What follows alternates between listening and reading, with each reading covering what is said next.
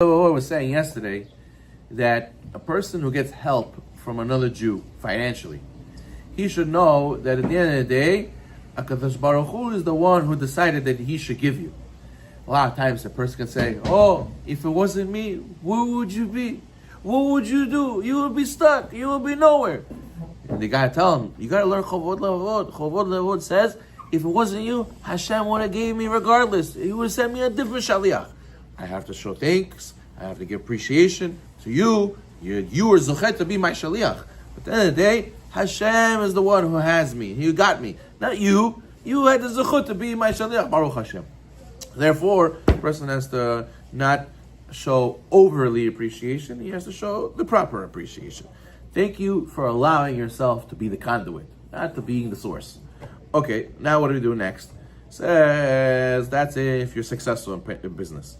But what if you're not successful in business? Rabbi, I started doing Amazon FBA. I'm not doing well. What is this? I have bitachon in Hashem. Why is Hashem doing this to me? He says, if a person's sustenance does not come the way of the avenue that you pursued, chas v'shalom, even worse. Some people go to college, get a whole degree, specialize in a whole field of specific occupation, and they try that occupation and they're not making money. They're not being successful in that occupation. So what should a person do? What's the Torah's outlook of how to juggle this situation? He should tell himself that it's possible that day's sustenance already came to him beforehand. It's already in his possession. The note over here says that he may already have the money he needs for that day in his savings. Alternatively, he may own assets that can be sold, and Hashem previously orchestrated that he should have his assets so that he could cover them, he could sell them to cover his current expenses. You hear this? Why do we assume that we have to make so much money? Maybe we already made the amount of the day that we need to make. Meaning to say, let's take the Chofetz Chaim alav hashalom, right? He used to have a grocery store, a little store. He used to open his store. People would come by him. He would make a certain amount of money. He knew how much money he needed to survive. He would make that amount of money. He would close the store whenever he made that amount. Let's say he needed $500 a day to survive. So even if 9 a.m, somebody came and made a $500 order, he would close the store the rest of the day. That's at 9 a.m. he would close. Why? Because he believed that whatever I need, that's what I need to make, and nothing more. There's no point in trying to make more. That's what Hashem wanted to give me. So therefore, he says, a guy who goes to work, and he's working, and Hashem doesn't make you successful. You didn't break in all that stuff you expected. When you invested, and said, I think I'm going to make $1,000. It should make $1,000 today. And you only made $500. And you say, why, Hashem? Why didn't I make $1,000 today? Says the Chovot Halevavot, maybe Hashem decided you should only make $500. Who says you have to make $1,000 every day? Hashem knows what you need exactly. So maybe he's telling you, you only need $500. Or Hashem says, really, if you don't really need this money, I know you have other assets. I know you have other places that bring in you money. So why do you think this avenue needs to make you money? You already have money from somewhere else. So therefore, a person a lot of times loses faith in Hashem because you assume, and these assumptions cause you to doubt Hashem, and you did it to yourself. Why are you having these assumptions? Maybe you're not supposed to have that amount. So people a lot of times compare. They see, that guy is making so much money. I'm in the same business as him. Why am I not making the same amount of money as him? You should know, who said you have to assume that you have to make the same amount as the other guy? Everybody's different. And I'm sad. That's the biggest test of our generation. Our generation is, how come I don't have like him? And how come I don't have so much, so fast like the other guy? Right? We see people older than us, 10 years in the business. We're in 1 year, 2 years in the business. Oh, why am I not making like him? Why don't I have a house yet? Why don't I have a car yet? Why I should be a millionaire already? Who says you deserve all that right away? What are you assuming? Calm down. You start slowly like everybody else. So therefore, that's number one. Number two reason why you shouldn't have complaints against Hashem when you're not making money in your business. Maybe it'll come to you in another way. Chovot Halevavot says that the person has to choose the right occupation, right? Everybody has a certain personality traits. Everybody has a certain amount of strength. You have to make sure to choose the right occupation. You also have to find an occupation that gives you time to learn, time to pray. So he says that once a person chose a suitable occupation, you should stay with it, even if you're suffering, having losses.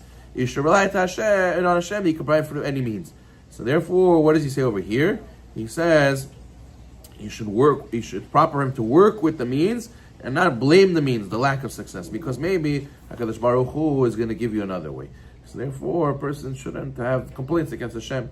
Regardless of the way that a person obtains his parnasah, it's proper for you to continue to work what you've chosen and not to slack in pursuing those means. What do? People like to jump on the hype train. What's the hype train? Oh, you heard, real estate. Oh, yeah, let's go real estate. Oh, we didn't make money real estate 6 months. Forget this real estate. You heard, Bitcoin. Oh, Bitcoin, let's go do Bitcoin. And then you heard, Bitcoin is not doing so well. 6 months he's doing Bitcoin. Forget Bitcoin. Oh, you heard this, let's go. Every 6 months he hears new hype. He hears something else making money. He thinks he has to run to the other business. He says, no. Real bitachon, you chose one occupation that fits your schedule, that fits your personality. You should stick with it. I'm losing money. There's no difference if you go to that occupation. If Hashem wants you to have, you'll have. So stick with this one. This one lets you learn. This job lets you pray. This job fits your personality traits. You could do this for a long-term occupation. So stick with it. Don't be worried that you're suffering losses for now. It'll turn around. Hashem will never leave you hanging. And if you think Hashem's going to give you there, if He could give you there, He could give you here also. And that you need to have bitachon. That's what some people tell me, Rabbi, Queens is too expensive. You got to move to here, you got to move to Miami, you got to move to here, move to there. You ask them the same question. What? So you believe that God can only give you those prices over there? Anyways, God needs to give you. So if stay here and God will give you the prices according to here. God will give you enough money to live here and pay the bills here. He can only give you there? Hashem is only there? So therefore he says, don't think you have to run to some other occupation. This occupation can give you exactly what you need. You just have to have the bitachon. What? Also, we learned that before. We said there is a concept in the Torah, when you change your place, you change your mazal. So he says that applies to a person who has a decree on him. If he wants to avoid his decree, there's some decree of poverty on him. He sees that he's trying for a long time and his efforts are futile. He's not getting anywhere.